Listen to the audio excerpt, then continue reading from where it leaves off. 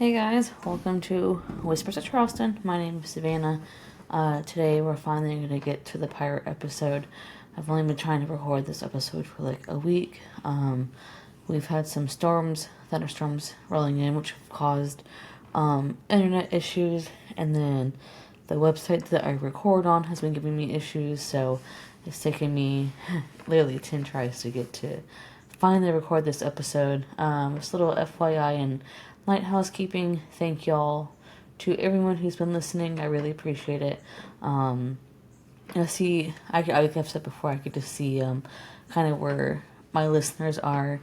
And North Carolina is always number one, so that's pretty cool. So thank y'all. And I also have California, and I was funny enough, I was talking to my husband earlier about wanting El Pollo Loco because they had really good chicken avocado burritos that were pretty awesome, and I miss In-N-Out. I mean, we have Chick-fil-A out here, and I think y'all have Chick-fil-A out there, right? I think so. But we don't have an In-N-Out burger out here.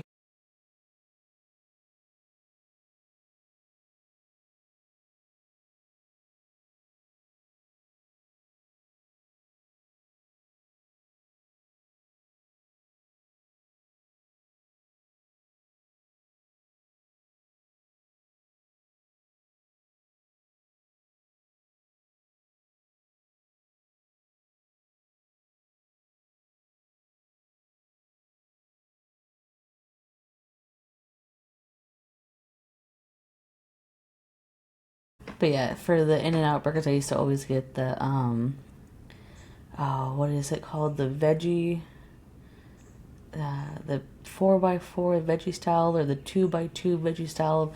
It was the one with they had the little strap. But anyways, okay. I'm getting sidetracked, but we don't have In-N-Out out here, and I definitely miss it. And I have some people in Hong Kong and Ireland. That's pretty cool, and some people in Japan. And I have a mysterious person in a mysterious land that won't tell me where you're from, but you mysterious person, wherever you are, if you want to tell me or email me where you are, it just says unknown, but you're somewhere in the UK, I think, so I'm not sure where you are. And then I have the Northern Ireland. It's funny because when it has it broken down, it has Ireland and then Northern Ireland. So maybe y'all can email me or comment on this and explain why it has that separated. I'm stupid when it comes to shit like that. I'm sorry. Stuff like that. And then I have, let's see, United States, I have 181 downloads. Ireland, Japan, Hong Kong, United Kingdom, Singapore, and Slovenia. So that is pretty cool. Japan, my husband absolutely loves Japanese Pepsi, because our sodas here in America are very sugared down. And then I have North Carolina, is my number one downloads for the United States. And then I have California. So yay, California. And if I have any Southern California listeners or any Long Beach listeners, please feel free to reach out. I went to Wilson High School for a year and a half. I lived in Long Beach, so the Queen Mary was my favorite place to go. And then I have Virginia, South Carolina, Utah. How is it going in Utah? What's the weather like out there for y'all? And then I have Georgia, Illinois, New Jersey, Oregon, Pennsylvania, Tennessee, Texas, Kentucky, North Dakota, New York, and Wisconsin. Wisconsin, are y'all still dealing with snow? If you are, please send the cold to us because it's very hot and I don't like it. All right. So anyways, please just like and subscribe. Follow me on all the socials. Rate and review the show on your podcast listener. It doesn't have to be a 5-star review. Just any review, just to kind of get the podcast going, and I would greatly appreciate it, and I greatly appreciate y'all. Y'all are wonderful people for listening to me talk. I have a very boring voice but yeah. So we're gonna get going, and I do have YouTube, I do have Patreon. So come follow me on Instagram. I'm getting more pictures posted and whatnot. So anyways, I'm done rambling, and it was supposed to be a small FYI, but we're gonna go ahead and get started with the pirates. Arg. Charleston was a hub for pirates back in the day. So during the golden age of piracy from 1650 to 1720, thousands of pirates roved the sea. The Caribbean became a hotbed of pirate activity as swashbucklers were drawn to the laden, slow-sailing Spanish gallows loaded with riches with the New World. Spanish galleons offered easy targets for pirate crews who were seeking wealth in the Caribbean, provided cover with a majority of islands and coves, perfect for smaller pirate vessels to use as shelter and base of operations. Caribbean towns, in the South, unfortunately, you hear it both ways. Caribbean towns welcome pirates spending Spanish gold and silver. Given how far the West Indies are from Europe, it was difficult for European powers to patrol the Caribbean and control the pirate outbreak. All these factors, the increase in shipping of precious materials by the Spanish, the geography of the Caribbean, and the distance from Europe, created the perfect environment for piracy to take root and flourish. Given the activities taking place just a few hundred miles south of the colonial of South Carolina, it is not surprising pirates found their way to Charleston, often touted as the northmost point of the Caribbean. Charleston's harbor provided a welcome port for ships carrying goods from all over the world, making it a perfect target for buccaneers. The city understood the threat it faced from pirates, so the Charlestonians deployed various tactics to protect the fleeting city. The precautions included the city wall, chevis de fraise. I don't speak French. I'm sorry. I don't have any Louisiana listeners yet, so excuse me. And harsh laws punishing anyone engaging in the piracy in the city. Local tradition states that anyone convicted of piracy in Charleston was hung at Jatou's Folly, the small sea island where Castle Pinckney sits today, with the bodies left hanging from the gallows, serving as a warning to any and all who entered the port of Charleston that pirates were not welcome. Despite all those attempts to protect the city, in 1718, the Charleston fell victim to two of the most infamous pirates of the Golden Age. That would be Edward Teach, a.k.a. Blackbeard, and Sted Bonnet, the gentleman pirate. Little brief ramble. Sorry.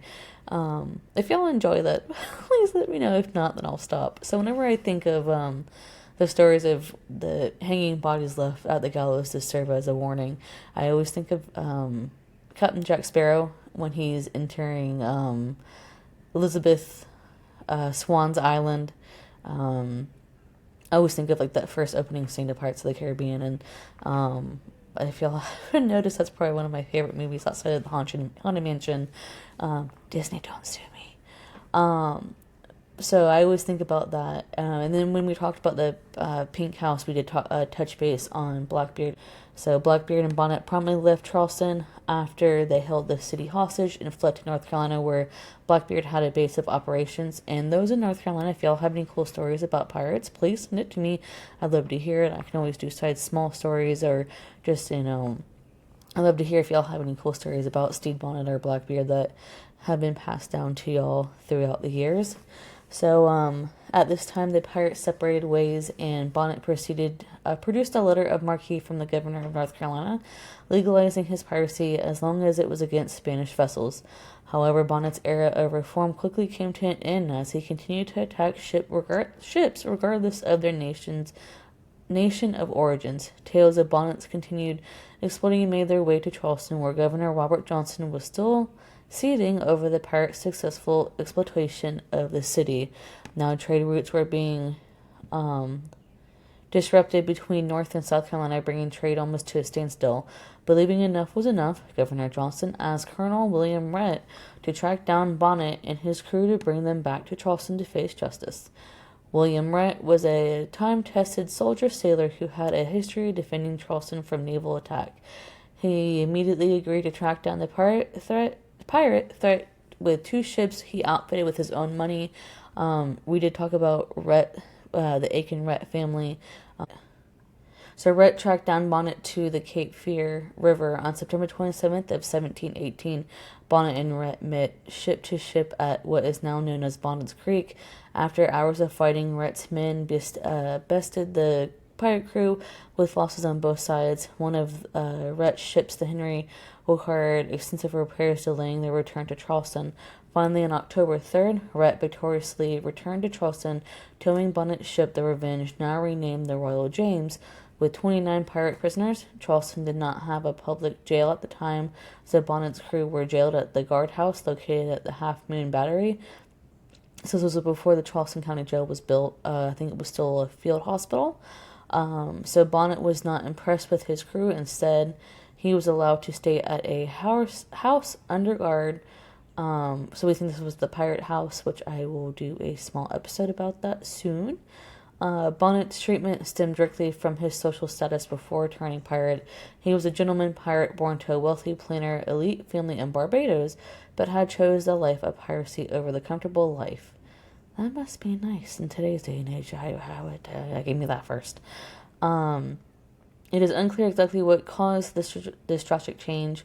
Maybe it was midlife crisis. Who knows? Likely it was a choice of a man who was bored with his life of desired excitement, like the lives of the pirates he had read about, including Blackbeard. So I guess in today's day and age, yeah, that would be a midlife crisis.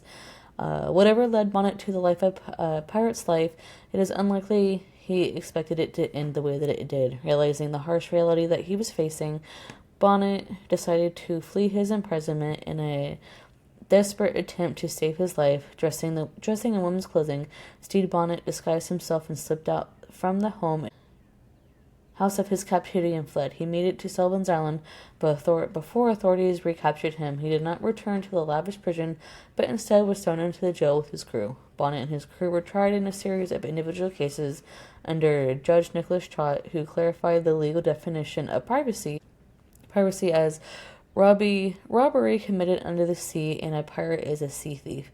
In addition to his acts of piracy, Bonnet was also condemned for leading other less educated in impoverishment in a life of crime. In his defense, Bonnet claimed that he never gave any orders to attack any vessels, blaming his crew and Blackbeard for any acts of piracy he was accused of doing. He even went so far as to claim he was asleep when his crew captured a sloop and called the Francis. Despite his best effort, Bonnet was convinced of piracy and sentenced to be hanged, and when last efforts to avoid the noose, Bonnet penned a letter to Governor Johnson pleading for his life. Unsurprisingly, Governor Johnson denied his request for clemency. On December 10th of 1718, Sted Bonnet's career of piracy ended a little less than 2 years after it started. Bonnet and his crews were executed at White Point, which is now White Point Garden, or the Battery, for what locals call it, near the original walled city of Charleston.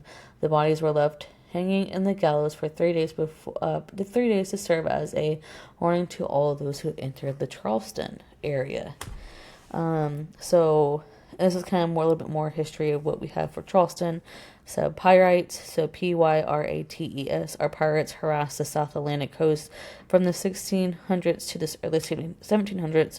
Charlestown citizenry had an interesting relationship with the freebooters, as they were called, while some believed that they were as big a threat as the French or the Spanish. Others traded willingly with them and prospered. When pirates came to town, they spent lavish and paid with gold and silver. With limited law enforcement, pirates came and went freely. After the Lords Proprietors passed the act in 1686 to restrain and punish privateers, some poor pirates were arrested and hung, while wealthier ones remained free and enjoyed what seaport had to offer. In 1700, 7 pirates were publicly executed. The standard treatment was to let them hang for days or weeks near White Point at the tip of the peninsula, as a warning to others who might take up the trade. They were then buried below the high water mark, where these bodies often wash ashore. So they say a lot of times if you walk to that point at White point at the battery, sometimes you can see and feel presences or get cold chills when it's really hot and stuff like that. So we kind of touch base a little bit about Blackbeard in our previous episode. So in the summer of 1718, Blackbeard appeared off the Charleston bar with 4 ships and hundreds of men. They attacked and seized several ongoing merchant ships in the harbour and their passengers. At the time, many of Blackbeard's crew were stricken with various diseases. Instead of gold, a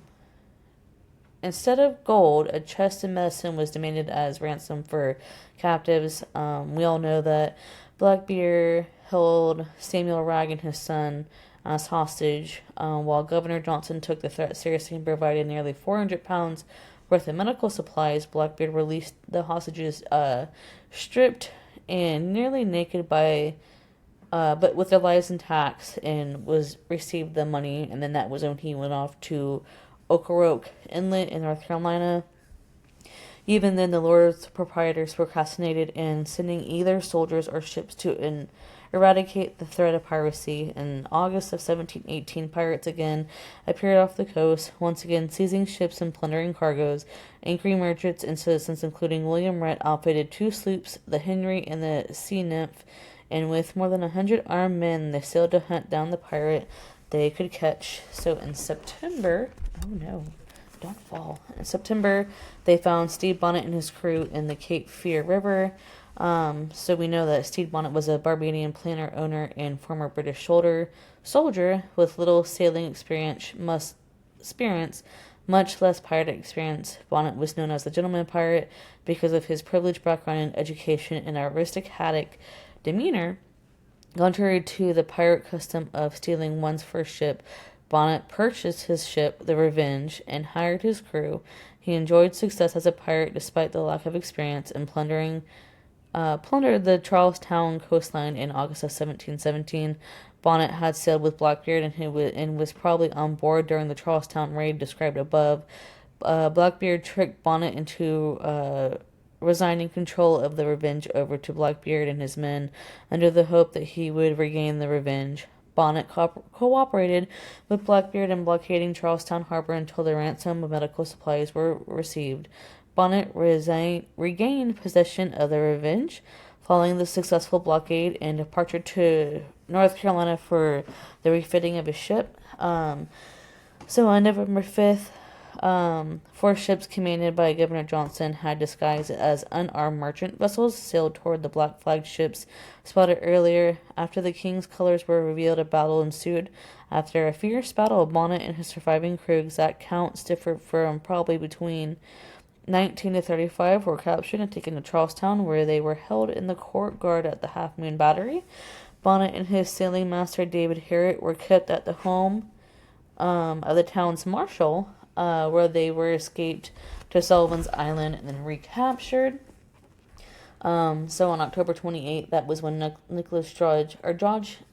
Judge Nicholas Trott hung them and found them guilty, and hung them at White Point Garden with Sted Bonnet.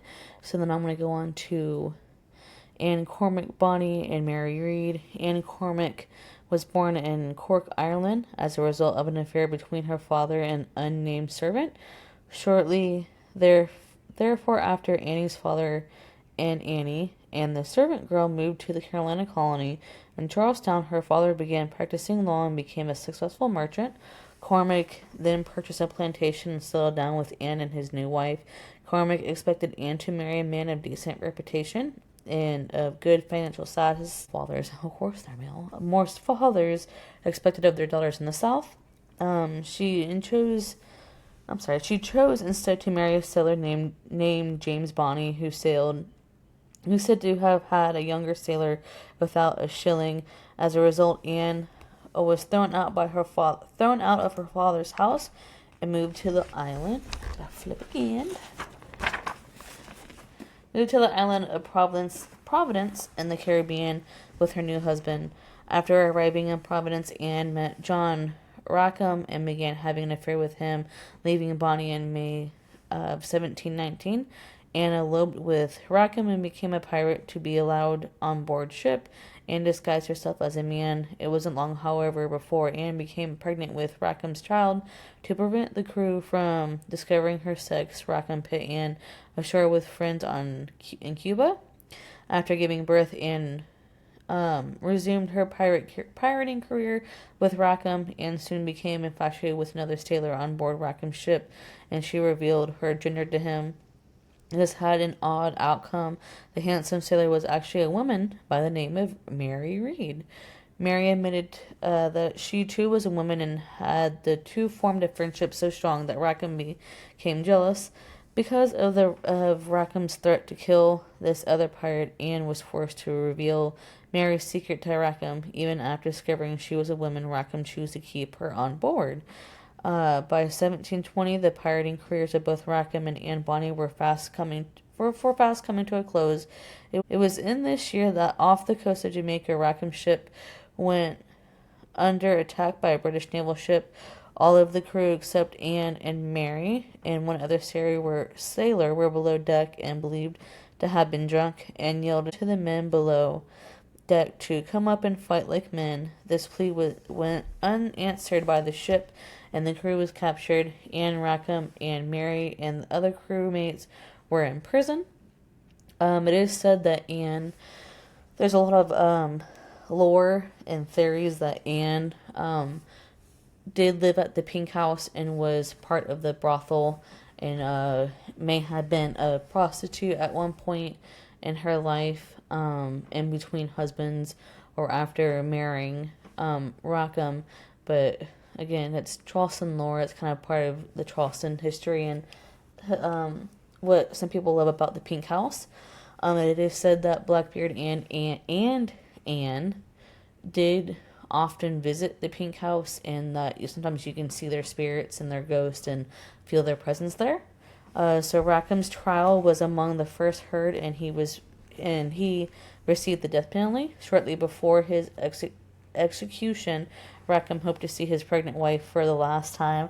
At this meeting, quoted as telling Rackham that she was sorry to see him there, but if he had fought like a man, he needed to not have been hung like a dog.